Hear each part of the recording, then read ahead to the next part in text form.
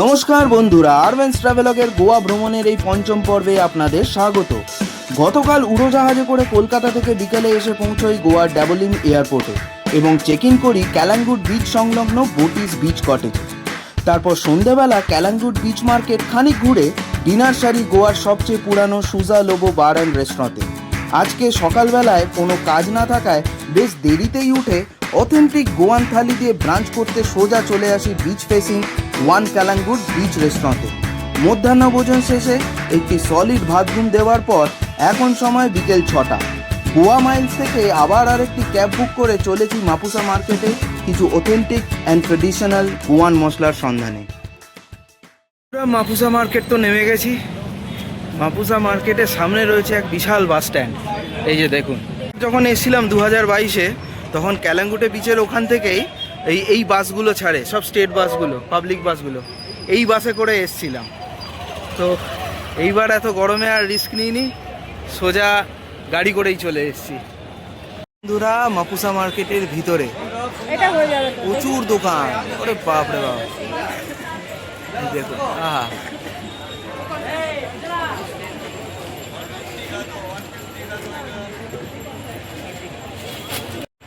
কি কিনছো গো?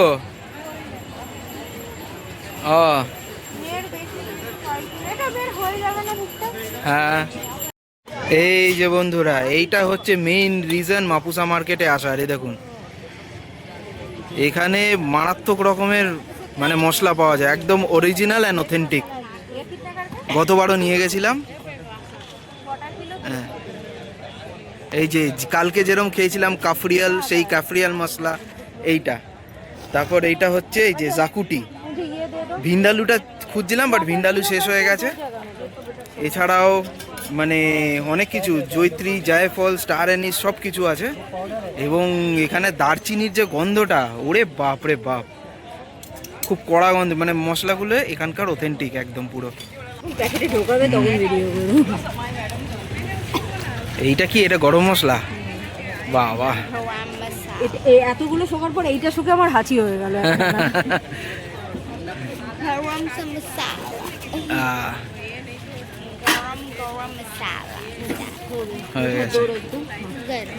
এই দেখুন বন্ধুরা, এই হচ্ছে সব মশলার কারবার। এতগুলো, এবার দেখি টোটাল কত হয়। আবার কবে আসবো না আসবো। না না বাভাই, এক বস্তা কিনে আসছো? তুমি তো কিনেছো 5,500 টাকার মশলা কিনেছে নাকি? আমি গ্যারেজে দোকান দিব এবার। হ্যাঁ, সেই বন্ধুরা, মাপুসা মার্কেটে কেনাকাটি ডান। এবার হোটেল ফিরছি, যেহেতু একটু তাড়াতাড়ি হয়ে গেছে। কটা বাজে? সবাই 7টা 18 বাজে। 7:45-র মধ্যে পৌঁছে যাবো। তো একটু হোটেলে যাব। সবার আর কি ওই পায়ে একটুখানি কেটে ছড়ে গেছে আর কি, ওই বালি ফালি ঢুকেছে, তো তার উপর জুতো পরে চলাচলি, সেই জন্য একটু কেটে একটু ব্যান্ডেড লাগিয়ে তারপর একটু হাত মুখ ধুয়ে তারপর বেরোবো। বন্ধুরা দেখুন, রাতের ক্যালাঙ্গুট বিচ কি সুন্দর সাজানো। এই হোটেলে এলাম, ঢুকলাম, একটু ঠান্ডা হলাম, জল টল খেলাম, এবার আবার বেরিয়েছি। সমুদ্র দেখুন, আহা, তো বেশ সুন্দর হাওয়া দিচ্ছে এখন। তবে হাওয়াটা কিন্তু খুব একটা ঠান্ডা যে তা নয়, গরমই মোটামুটি, বাট ঠিক আছে, তবু হাওয়াটা তো দিচ্ছে, ভালো লাগছে, গুমোট নয়। যাই দেখি আজকে এবার ডিনার কোথায় করব। সুজা লোবোতে আজকে যাব না। আজ দেখি ইচ্ছা আছে, ওই লাস্টবার যেখানে খেয়েছিলাম একবার ডিনার করেছিলাম, গতকাল দেখালাম যে ওখানে ওই ক্যারাওকি মিউজিক হয়, সেখানে যাওয়ার ইচ্ছা আছে। যাই দেখি।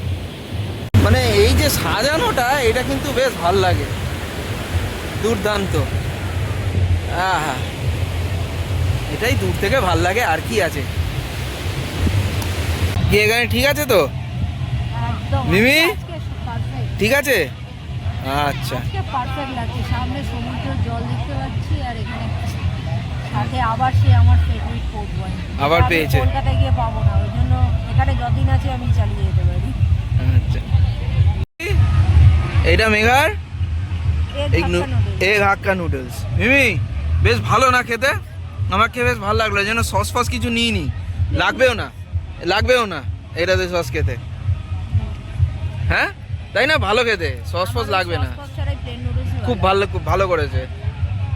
আর বন্ধু এইটা হচ্ছে সি ফুড মিক্সড নুডলস। এর মধ্যে আছে হলো এগ আছে, চিকেন আছে, স্কুইড আছে আর প্রন আছে। মিমি, এটা বেশ ভালো না খেতে? মানে সত্যি কথা বলতে আমার যেটা অদ্ভুত লাগলো যে এরা টেস্টটা এরকমই করেছে যে মেঘা বললো যে সস লাগছে না কোনো রকমের। মানে আমার আর মিমির চাউমিনে সস লাগছে না, মানে বুঝতে হবে যে বেশ ভালো। হ্যাঁ, আমরা একটু সস খেতে ভালোবাসি, যদিও খাওয়া উচিত না, তাও মানে taste of the noodles is good. আর এইটা হচ্ছে বন্ধুরা আমাদের ডিনারের ফাইনাল আইটেম। এটার নাম হচ্ছে কিংফিশার স্টেক। এতে আছে হলো রাইস, দুটো কিংফিশারের ফিলে আর ফ্রেঞ্চ ফ্রাইস। তিনটে আছে, যে মেয়েকে একটা দিয়েছি, দেখো স্মল। ও, তিনটে। মিমি ভালো? হ্যাঁ, খেয়ে চোখ বড় বড় করে। ওকে। এই কিংফিশটার সঙ্গে যে গ্রেভিটা দিয়েছে, আমি জানি না এটা কি আছে, আর দারুণ খেতে। একটু পোড়া পোড়া হালকা গন্ধ আছে, আর একটু টক টাইপের, টক মিষ্টি, টক মিষ্টি মেলানো। কিন্তু আমি বলছি এটা আহামরি কিছু প্রিপারেশন কিন্তু নয়। এটা আমি বাড়ি গিয়ে দেখবো এটা কি দিয়ে করে। একটু মনে হচ্ছে চালও আছে বোধহয়, মানে কাইন্ড অফ আমাদের মুড়ি ঘন্ট যেরকম হয়, হ্যাঁ সেখানে যে মানে এরকম চাল দেওয়া হয় না, ওই চাল দেওয়া আছে হালকা একটু, কিন্তু এটা এমনি মাছ ওখানে মুড়ো দেয়। That is not the point. Point is এই গোয়ার মশলায় কিছু জাদু আছে। আমি গতকাল থেকে বলছি মাঝে আজকে যে 5,500 টাকার মশলা কিনেছি এমনি এমনি নয়। সেটাই তো। আর এত দূর গোকর্ণ আমাদের যাওয়ার কথা, আমরা এখানে ট্রানজিটে এই জন্য আছি just to buy the spices, আর একটা ছিল এই পোর্ট ওয়াইন খাওয়া। সো এই গোয়ার মশলায় কিছু জাদু আছে। এইটাই রাইস দিয়ে আমার মাছ খাওয়ার দরকার নেই, আমার এই গ্রেভিটা আর এই রাইস দিয়ে খেয়েই আমার পয়সা উসুল হয়ে গেছে। যেমন আমি এটা এক্সপেক্ট করিনি যে ভালো হবে। রাইস একটু মাছটা নিয়ে দেখি। মাছ ঠিক আছে, যেমন সকালে খেয়েছিলাম রাওয়া ফ্রাই। না রে, মাছটাও বেশ তো,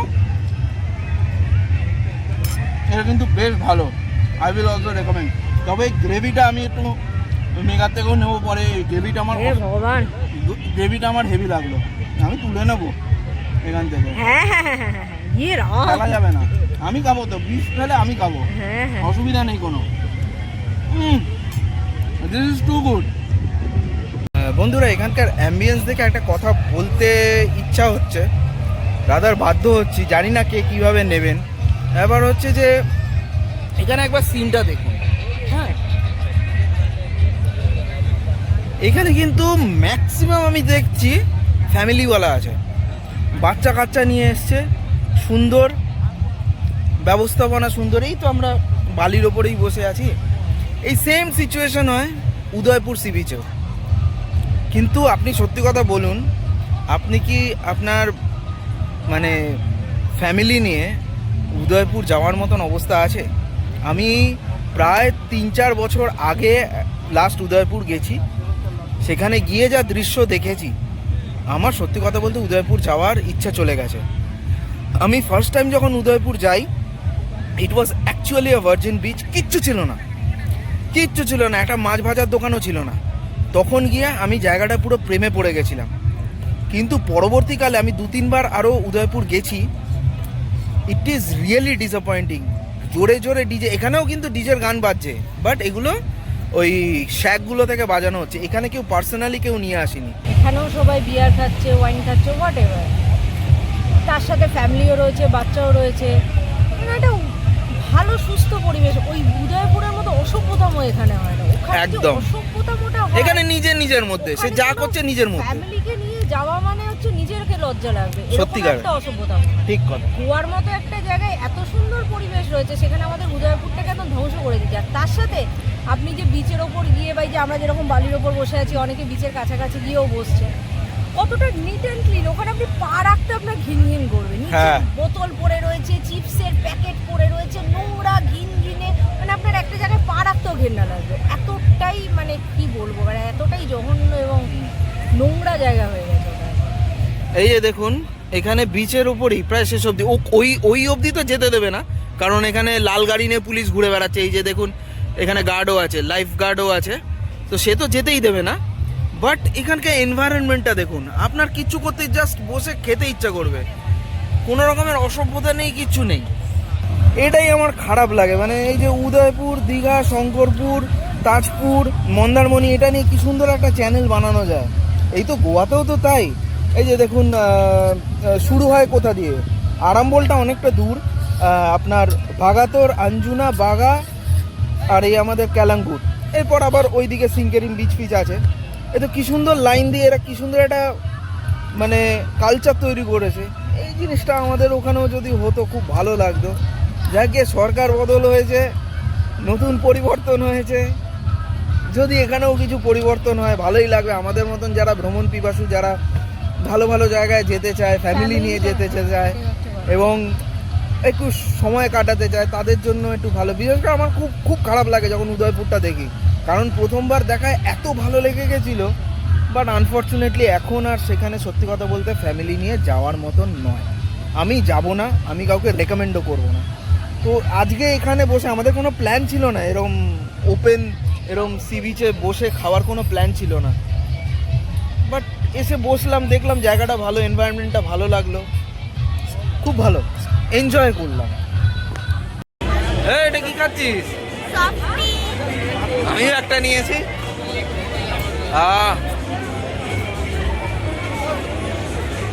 গরমে একটু শান্তি দিল। কালকে আমরা এই সময় গোয়া ছেড়ে পৌঁছে যাব গোকর্ণ, সুতরাং আমাদের সঙ্গে গোকর্ণ উপভোগ করতে সাথে থাকুন।